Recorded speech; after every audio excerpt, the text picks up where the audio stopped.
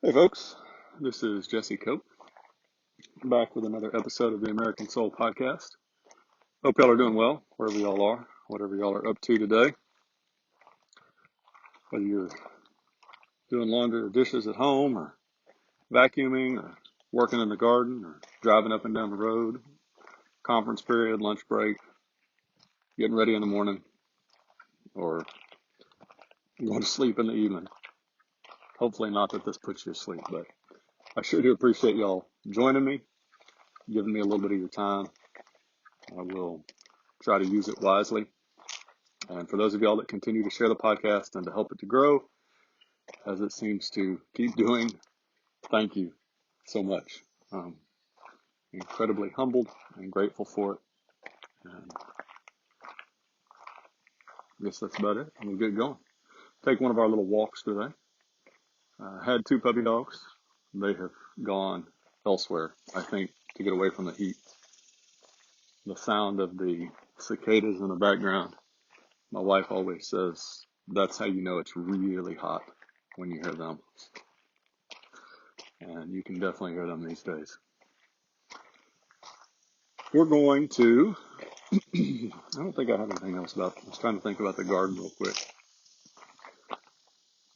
This has not been my most productive day so far, but we'll see if we can turn that around a little bit here. We're going to talk about John Jay, who was one of our preeminent founders, and really what I'm going to do, I'm going to read a quote from him that really caught my attention. I'm reading a biography that I've shared a little bit with y'all here before. But I'm read a couple excerpts from the book that this author put in. And this is the book called John Jay, Defender of Liberty, written sometime in the 1930s, maybe 35. And the author is Frank Monaghan, I believe. It's not the most well written, in my opinion. Not that I'm an expert, but it gives a lot of little tidbits of information here and there. And this is one of them. With a couple excerpts, and then I'll read you the part from John Jay that really caught my attention, kind of tied it all together. So this is 1774, and talking about the colonists and their opinions of things, particularly some of the colonists up in New York, their opinion of how things were going in the colonies. And this was one of the, well, I'll just read this. Turning to Holt's New York Journal for the same day, a colonist could have found a letter from London describing how infamously Dr. Franklin had been treated, and advising that the colonies should therefore be more particularly attentive in cultivating union and harmony among themselves. Another article quoted a Brutus who had written in the London Evening Post, "By all appearances we are on the eve of a civil war. Englishmen, therefore, instead of assisting towards enslaving their American fellow subjects, will make their cause their own, and with all their power support them in their rights and liberties. For whilst our colonies preserve their freedom, Englishmen cannot be enslaved at home." The idea was that at this point in 1774, and there were other examples the author put in here, the colonists were getting a pretty heavy dose of there's trouble in the water from all of the different articles that they were reading. And these were some that the colonists, as the author said here, would really have agreed with. It would have resonated with them. Because at this point, the vast majority didn't want independence. And they just wanted to be treated lawfully by Parliament and the King. That's what they felt. So, at any rate, we'll go on. I'll tie this all in together, I think, folks. The substantial citizens of New York, while they favored an orderly protest against what they deemed the repressive measures of Parliament directed against colonial trade, had no desire to witness those scenes of violent disorder which had occurred in the other colonies. New York had been relatively quiet since the Stamp Act troubles. Meanwhile, Massachusetts had witnessed its Boston Massacre in 1770 and its Pembroke Resolves in 1772, the year in which Rhode Island saw the burning of the Gaspee. The New Yorkers, more lethargic than their northern neighbors, were not greatly alarmed until in 1773 Parliament granted to the English East India Company the monopoly of the sale of tea in the colonies. This was a stunning blow to hundreds of colonial merchants. Values of their stocks of tea sank, and prospective profits vanished. This act of Parliament simply eliminated the American middlemen and enabled the company to sell tea through its own agencies directly to the consumers. Not merely did it affect those merchants who had already bought large supplies of tea from the company, but it struck a devastating blow at those merchants who smuggled their stocks from Holland, for the company could afford to undersell them both. The tea merchants were those who were immediately affected, but others quickly took alarm. What was there to prevent this practice from being extended to other fields? If so, cried a New York merchant, have we a single chance of being anything but hewers of wood and drawers of water to them? That last line is great, folks. If you're not familiar with it, it comes multiple times in the Old Testament, where describing a slave from one person to another or one state to another, they would be described as hewers of wood, or I just lost my place, sorry, or drawers of water, meaning that they were going to be subject to this kind of menial labor. And so this comment by this New York merchant is saying, if they can make these decisions about tea, what's to keep them from making these decisions about anything else? And really the interesting thing here to me, I heard, you hear this in Patrick Henry's Give Me Liberty or Give Me Death speech when he's talking about the fact that Virginia's just sitting there while there's already a war afoot up in Boston. And I've heard, I think John Adams also make a similar comment, although I can't pull the quote to mind right now. But if your liberties aren't safe in one part of the country, folks, why do we insist in thinking completely falsely that they're going to be safe in the rest of the country? Meaning, if we have a situation in New York or California or Florida or wherever, and liberties are being stripped from American citizens in one of those places, particularly when it's done by the federal government, why would we think that it would be too long? I said particularly by the federal government, folks, but also by state governments at this point today. Why would we think it would be that long before we would be stripped of other rights, or that we in a different state would be stripped of those rights and even more? The abortion debate comes to mind immediately. Roe v. Wade was overturned, and that was a major win in a battle at a battle level, but it wasn't the war, folks, because all that did was push it back to the states. And so now you can say, well, Texas or Arkansas or Florida or North Dakota, South Dakota, they're going to make it illegal to murder a child, as it should be. But then you're going to have a place like Illinois or California, or pick your state, New York, Massachusetts. They're going to say, well, you can still come here.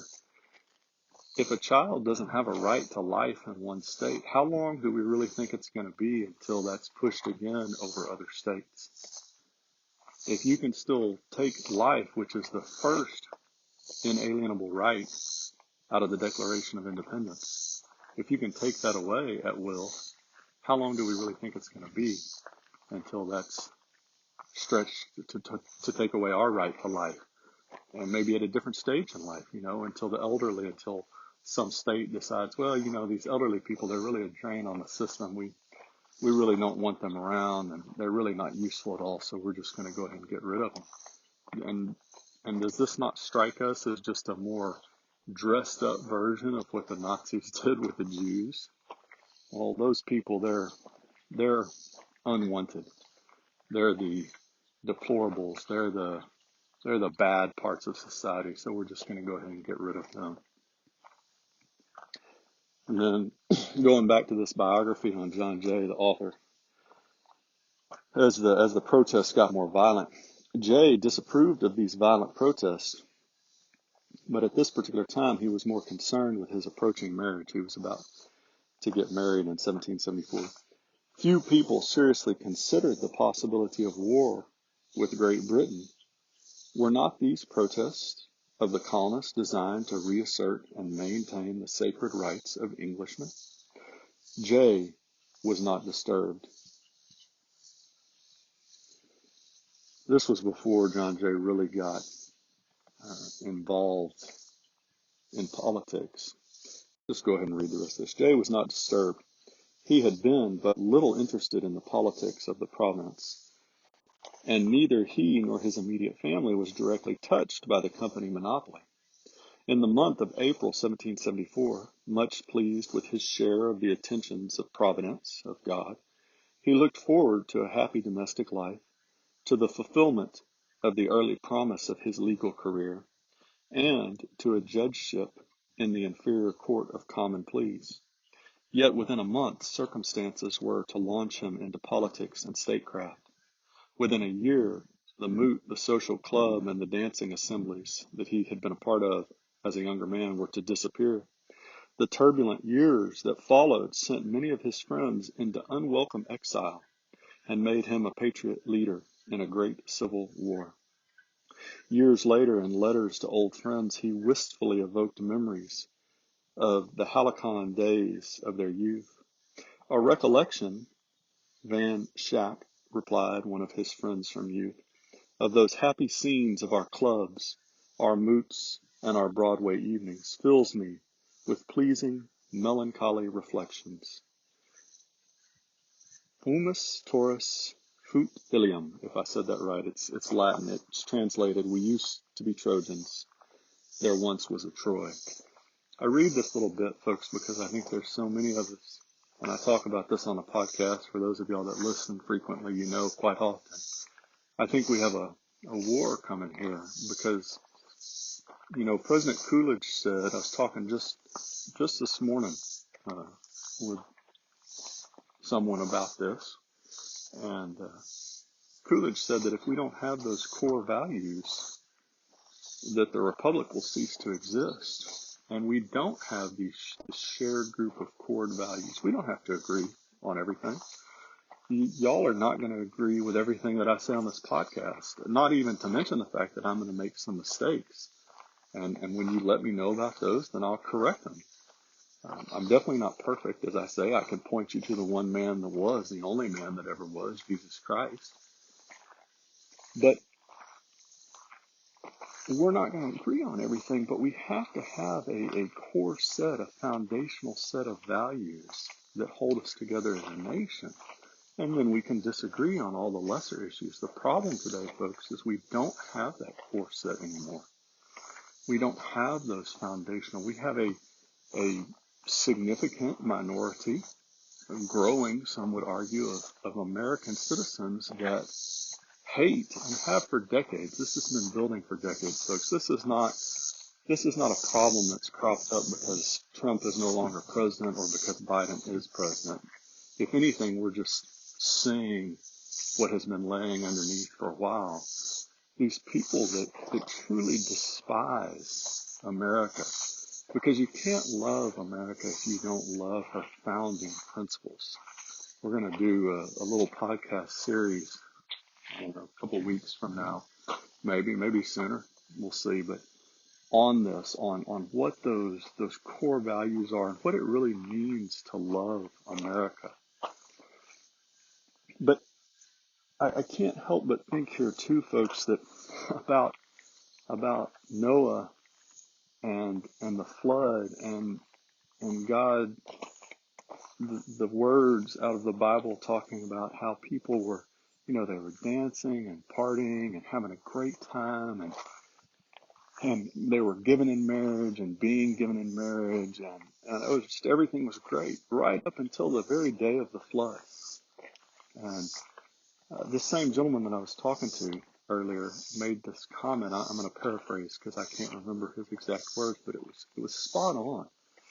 And he said, you know, we don't want to look at these issues. We've turned away from them for so long. We don't want to deal with them. We just want to kind of pretend that it's not going on. And I did a horrible job paraphrasing there. If nothing else, it'll make this man laugh when he listens to it. But the point is, we have ignored our real issues for so long, and we've put so much focus. We talk about this so often, folks. If we don't have 30 minutes a day for God and for our spouse, then we have no, or pick whatever time you want to, but if we don't have a dedicated amount of time to spend with God, to read His Word, to pray, and to love on our spouse, then why? We have no right to look up in shocked surprise when our faith is weak and our marriage is falling apart. You look at our education system today in a lot of places and how much effort we put into really unimportant matters. Athletics is huge. That probably comes up first. Yeah, there's a lot of things that young people can learn that's really good in athletics. Character and the ability to, work through pain and teamwork and courage and work ethic. But there's a limit. There's a point of diminishing return when the whole focus becomes winning as opposed to lessons learned, and we put all this inordinate time and money and effort into that. Or what about the subjects that we're teaching our children? Or are we even teaching them? Or are we just putting an iPad or an iPhone in front of them and letting them watch or read, pick books instead of electronics, letting them do whatever they want, and we're not really putting any effort into them. And then they grow up to be these really bratty, dysfunctional members of society, or even worse, what we see so much today, people in society that are undermining society, helping to undermine it. Why are we surprised? Why do we pretend to be shocked? We helped that along. And so when I read this recollection of John Jay with his friend about these great times, I think this particular friend was one that ended up being exiled over to England, if I'm not mistaken. They were looking back and thinking, oh, how wonderful these times were. Even John Jay, we're not really going to be in a war. And then all of a sudden they were, and it happened in just a matter of a month, a year. This is a quote from John Jay. He wrote, 35 years after the war, he wrote that it has always been and still is my opinion and belief that our country was prompted and impelled to independence by necessity and not by choice. In New York City on the evening of the same day, General Washington and his troops, this is 1776 now, I jump forward, this is in July when the Declaration of Independence was passed. George Washington had his troops drawn up and the Declaration of Independence was read at the head of each brigade. Then they sang part of the 80th Psalm and gave 3 cheers. Meanwhile, a crowd pulled down and beheaded the equestrian statue of George III so that the royal troops might have melted majesty fired at them. The very last part I just thought was kind of interesting, but, even 35 years after the war, John Jay said, we didn't choose this. We didn't want this. We wanted to be reconciled with Britain, but when you have evil, there was no choice but to separate. You can't reconcile and coexist. And we go through this list of about 6 or 7 core values frequently, folks, but the push for socialism, communism, before all of these, the rejection of God out of our institutions, abortion, taking away the basic fundamental right to life from individuals, LGBTQ, the feminist movement that's destroying our marriages and families, critical race theory, affirmative action, the bigotry, revisionist history that we see pushed on our kids in both culture and education, illegal immigration flooding the country with tens of millions of criminals and terrorists over the last 50, 60 years, right? Somewhere in there. All of these things, folks, these aren't issues where you compromise on. These aren't gray. These are very black and white issues. Though we have to have this core set of beliefs, and if we don't have those, then everything else falls apart. I'll read one more, and then I'll leave y'all alone for today. This is a quote uh, out of the Founders Bible, which I recommend very much. The biography on John Jay, not so much. I don't think I would spend money on that. But the Founders Bible, as well as the Patriots Bible and the American God and Country Encyclopedia of Quotes, those three books, I would find the money to spend on, folks. For example, General Nathanael Greene testified from his own experiences during the Revolution that it was obvious that the liberties of America are the object of divine protection, talking about God. George Washington agreed, telling General Thomas Nelson that the hand of Providence has been so conspicuous in all this that he must be worse than an infidel that lacks faith, and more than wicked that has not the gratitude enough to acknowledge his obligations. According to Washington, the hand of God had been so apparent that if someone had seen what so frequently occurred during the Revolution and did not feel an obligation to thank God and show gratitude for all he had done on America's behalf, that person was simply wicked. Strong sentiments, but so too was Washington's conviction that America's liberties had been under the watchful eye of God. I end with this, folks, today because we are a Christian republic. We talk about this on every podcast. It's acknowledged again and again and again. Here you see Washington himself talking, and he wasn't talking about Islam or Buddhism or Hinduism or atheism or Mother Nature. He was talking about God the Father, Jesus Christ, folks. We see Washington saying that people that wouldn't acknowledge God's hand were worse than infidels. They're just simply wicked people. And we have that today, folks. And you tie that in with these comments from that biography on John Jay. We're looking a civil war right in the face. Folks, are there other options? Yeah. We could keep going down the path silently. We could remain the, quote, silent majority, if that is even still true, and continue on the path toward USSR Russia or Maoist China or Nazi Germany. Sure, we could. Or there's the slight possibility that we could, as I was reminded earlier, we have had some victories at the ballot box recently. We could miraculously, with God's help, turn this thing around. I don't see those two, but I would love for the miraculous, without a fight, not going to the USSR, turning it around at the ballot box to be true. But the point is, regardless of what's coming, if we have any hope, ballot box or war or anything else, of turning us around, we've got to get back to God.